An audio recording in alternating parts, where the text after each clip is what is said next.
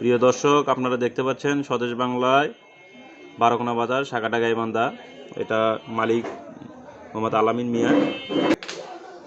দর্শক দেখেন, এই যে মালিক বসে আছে, আমার দোস্ত আলামিন, খুব ভালো মনের মানুষ।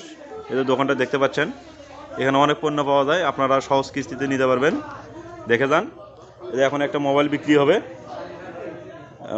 মোবাইলের দাম দর করতেছে গ্রাহক। ভাই, কত দাম হলো?